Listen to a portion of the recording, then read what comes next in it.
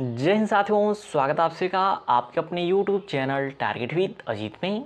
तो साथियों, आज के इस वीडियो में हम बात करने वाले हैं यूपी टेट 2026 के सिलेबस के अकॉर्डिंग सीडीपी की most important topic Bloom taxonomy के बारे में, जिससे साथियों यूपी टेट ही नहीं बल्कि सी टेट, रीट, DTPSB के एग्जाम में भी कम से कम इस टॉपिक से 2 क्वेश्चन और अधिक से अधिक 4 से 5 क्वेश्चन तो पूछे ही जाते हैं।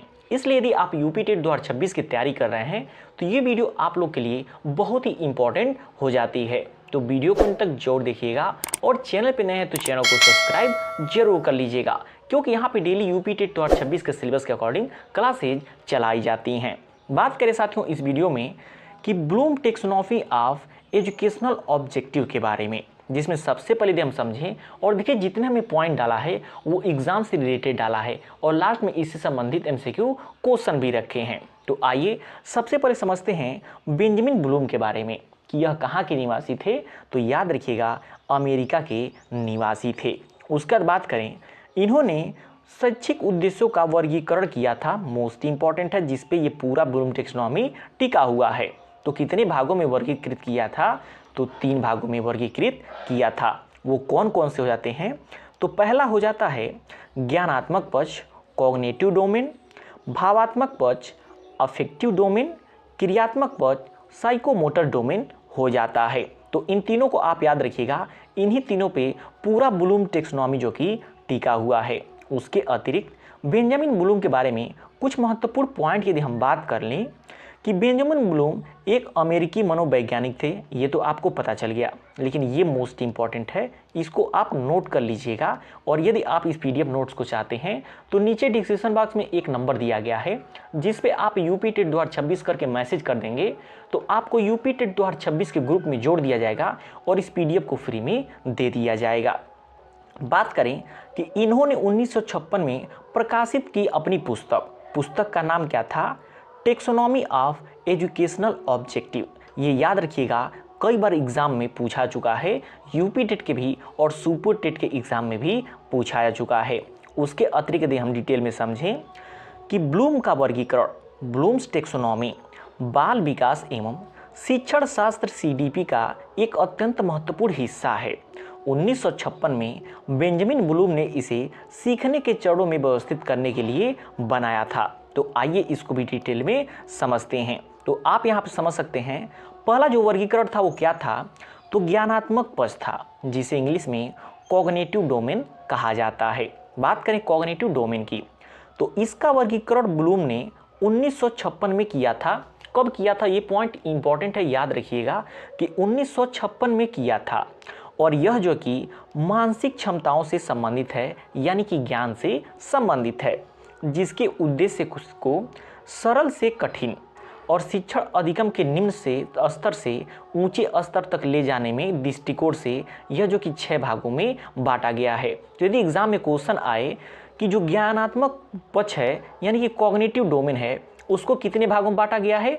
6 भागों में बांटा गया है। और ब्लूम्स टेक्सोनॉमी को कितने भागों में बांटा गया है? तो उसको जो कि 3 भागों में बांटा गया है। तो आइए देखते हैं इन 6 भागों में जो कि किसको किसको बांटा गया है। तो आप यहाँ पे देख सकते हैं ब्लूम टेक्सोनॉमी का यहाँ पे जो कि पूरा उनका पिक दिया गया है कि कैसे कैसे उन्होंने अपना टेक्सोनॉमी दिया था। तो टेक्सोनॉमी में 6 स्तर बांटा था, जिसमें पहले नंबर पे है नॉलेज यानी कि ज्ञान, दूसरे नंबर पे है कॉम्प्रिहेंशन यानी कि समझबूझ, तीसरे नंबर पे था एप्लीकेशन यानी कि अनुप्रयोग, चौथे नंबर पे था जो कि एनालिसिस विश्लेषण, 5वें नंबर की बात करें तो सिंथेसिस यानी कि संश्लेषण, और 6वें नंबर पे था इवैल्यूएशन यानी कि मूल्यांकन, जिसको देखिए यहाँ पे हिंदी में दिया गया है कि ज्ञान, समझबूझ, अनुप्रयोग, विश्लेषण, संश्लेषण और मूल्यांकन। यानी कि यदि एग्जाम में क्वेश्चन पूछे आपको इस डायग्राम के माध्यम से कि ब्लूम टेक्सोनॉमी का पहला स्तर क्या था, तो याद रखिएगा ज्ञान था, और आखिरी स्तर कौन सा था? इवैल्यूएशन यानी कि मूल्यांकन था। आइए इसको एक एक करके और डिटेल में समझते हैं। तो देखिए सबसे पहले नंबर पे आता है नॉलेज। कॉग्निटिव डोमेन में जो 6 भागों में बांटा गया उसमें पहले नंबर पे जो आता है वह आता है ज्ञान यानी कि नॉलेज। जानकारी को याद रखना या फिर पहचानना, वो क्या कहलाती है? ज्ञान यानी कि नॉलेज कहलाती है। यदि एग्जाम्पल के माध्यम से समझें तो किसी छात्र का प्रकाश संश्लेषण यानी फोटोसिंथेसिस की परिभाषा को हूबहू याद कर लेना, वो क्या है, वो उसका ज्ञान है। उसका दूसरे नंबर पर बात करें, दूसरा आता है बोध यानी समझ, कॉम्प्रिहेंशन। जो भी जानकारी बच्चे को मिलती है उसका अर्थ समझना और उसे अपने शब्दों में बताना। जैसे बच्चे को परिभाषा बताया गया प्रकाश संश्लेषण की, प्रकाश संश्लेषण की परिभाषा क्या है वो हूबहू उसको याद कर लिया, वो हो गया ज्ञान। लेकिन अब उसका कॉम्प्रिहेंशन करेगा, उसका समझ वो बताएगा उसको समझा कैसे है। तो जो भी उसको पता है कि प्रकाश संश्लेषण किसे कहते हैं, उसके अर्थ को समझना और अपने शब्दों में उसे बताना, वो कहलाता है बोध समझ यानी कि कॉम्प्रिहेंशन।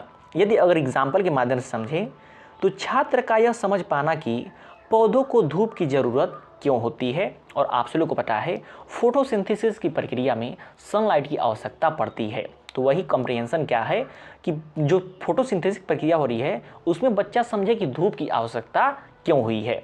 तीसरे नंबर पे आता है अनुप्रयोग की, एप्लीकेशन की। जो भी सीखी हुई जानकारी है उसका नई स्थिति में प्रयोग करना। जो भी बच्चे ने सीखा है उसकी नई स्थिति में प्रयोग करना क्या है, एप्लीकेशन यानी कि अनुप्रयोग। यदि एग्जाम्पल के माध्यम से समझें तो गणित के लाभ हानि के सूत्र को सीखकर बाजार में सामान खरीदते समय उसका सही उपयोग करना। अब जैसे लाभ हानि है, आप कहीं भी मॉल में या फिर मार्केट में जाते हैं, सबसे अधिक आपको वहाँ पे दिखाया जाता है 40% ऑफ। अब अगर बच्चे को पता ही नहीं है 40% निकालना कैसे है किसी मूल्य का, तो वो कैसे जो कि बाजार में कोई सामान खरीदते समय पता कर पाएगा कि 40% उसको ऑफ मिला है या फिर जो कि दुकानदार उससे पूरा पैसा ले चुका है। तो एप्लीकेशन यही है कि कोई भी जानकारी उसने सीखा हुआ है उसको नई स्थिति में प्रयोग करना क्या कहलाती है, एप्लीकेशन कहलाती है। चौथे नंबर पे वही आता है विश्लेषण, एनालिसिस, यानी कि जानकारी को छोटे छोटे टुकड़ों में तोड़कर उनके बीच के संबंध को समझना। एनालिसिस क्या है, बड़ी से बड़ी जानकारी है उसको छोटे छोटे टुकड़ों में तोड़ करके उसके बीच के संबंध को समझना, ये क्या है, एनालिसिस है। जैसे एग्जाम्पल से आपको समझाएं तो कहानी पढ़ने के बाद बच्चे के मन में प्रश्न आता है, जैसे कि मुख्य पात्र कौन है, समस्या क्या थी, समाधान कैसे हुआ। यह जो कि विश्लेषण का स्तर है। जैसे एक बच्चे को किसी प्रकार की कहानी सुनाई गई जिसके बाद से बच्चे के मन में एनालिसिस यानी कि विश्लेषण करने की जिज्ञासा उठी और वो सोचा कि इस कहानी का मुख्य पात्र कौन था, इस कहानी में समस्या क्या थी, इसका समाधान कैसे हुआ, यही वो बच्चा विश्लेषण कर पाता है। उसका 5वें नंबर पे आता है सिंथेसिस, संश्लेषण यानी कि क्रिएटिंग भी इसको कहा जाता है। तो किसी समस्या का समाधान निकालने के लिए एक नई योजना या रिपोर्ट तैयार करना, वो क्या कहलाती है, संश्लेषण कहलाती है। जैसे यदि शिक्षक कहें पर्यावरण बचाने पर पोस्टर बनाओ, कहानी का नया अंत लिखो, यह क्या है, रचनात्मक स्तर है। जैसे जो कि किसी समस्या का समाधान के लिए एक नई योजना या फिर रिपोर्ट तैयार करना। जैसे आप सभी को पता है जब कोविड आया था तो पूरे देश में लॉकडाउन लगा हुआ था, लॉकडाउन ही खोलना था, तो उसको किस चरण के माध्यम से खोला जाएगा, किस स्टेज के माध्यम से खोला जाएगा, यह एक नई योजना बनाई गई, एक रिपोर्ट बनाया गया जिसके द्वारा कि भारत में लॉकडाउन खत्म हुआ। तो संश्लेषण क्रिएटिंग यही है, सिंथेसिस यही है कि जो कि कोई भी समस्या है उसका समाधान करना। अब 6वें नंबर पे लास्ट आता है इवैल्यूएशन यानी कि मूल्यांकन। यह ब्लूम टेक्नोनॉमी का सबसे उच्च स्तर है। सबसे उच्च स्तर क्या है, मूल्यांकन करना, जो कि सबसे लास्ट में आता है। इस स्तर पर छात्र निर्णय करता है कि क्या सही है और क्या गलत है। यानी कि मूल्यांकन आप करेंगे किसी वस्तु का तभी तो आपको पता चलेगा कि जो भी काम हो रहा है वो सही है या फिर गलत है।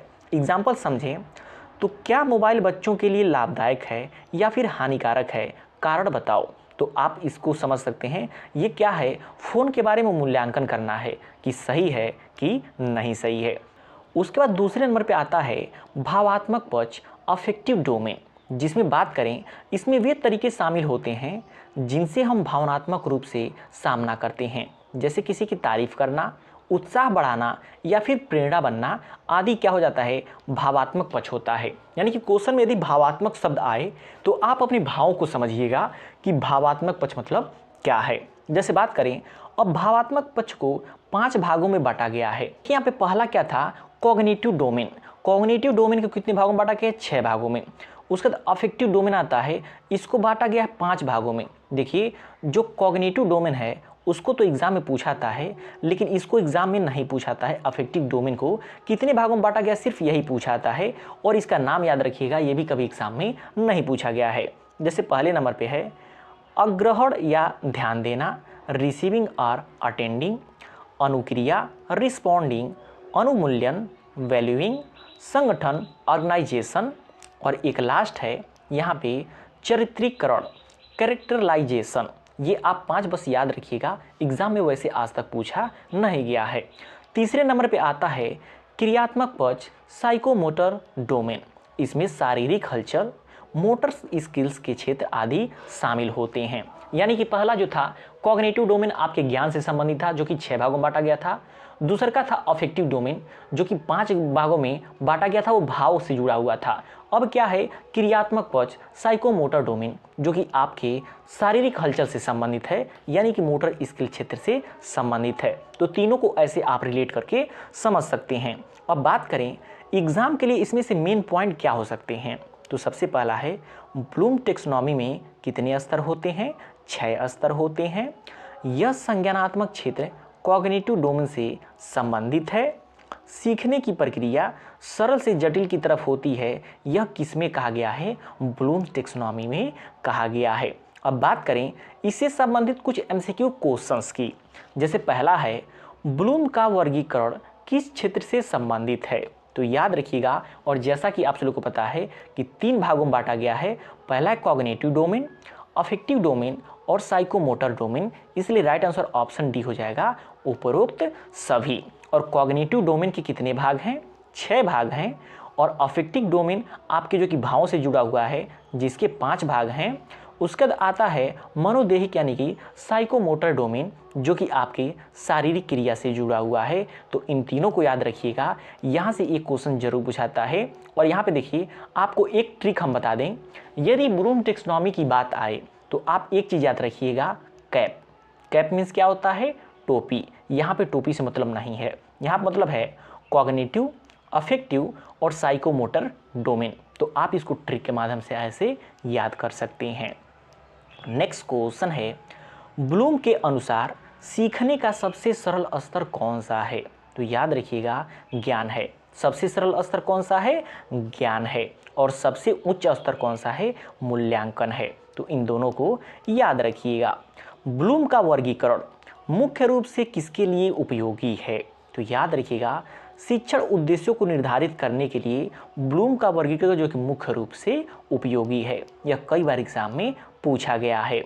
चौथे नंबर पे बात करें ब्लूम के वर्गीकरण में नई रचना करना किस स्तर का उदाहरण है, तो याद रखिएगा संश्लेषण का उदाहरण है। किसका उदाहरण है, संश्लेषण का उदाहरण है। और लास्ट क्वेश्चन आप लोगों के लिए होमवर्क है, जिसका आंसर कमेंट बॉक्स में जरूर दीजिएगा। और हम डेली आप लोगों को एक होमवर्क देते हैं, जिसका आंसर आप लोग कमेंट बॉक्स में देते हैं कि ब्लूम के वर्गीकरण का पहला स्तर कौन सा है, तो इसका आंसर आप लोग जरूर दीजिएगा। बाकी वीडियो आपको कैसा लगा कमेंट करके जरूर बताइएगा। और चैनल पर नए तो चैनल को सब्सक्राइब जरूर कर लीजिएगा, क्योंकि यूपी टेट 2026 के सिलेबस के अकॉर्डिंग हम डेली यहाँ पे क्लासेस लेके आते हैं, जो कि आप सभी के लिए बिल्कुल फ्री होता है।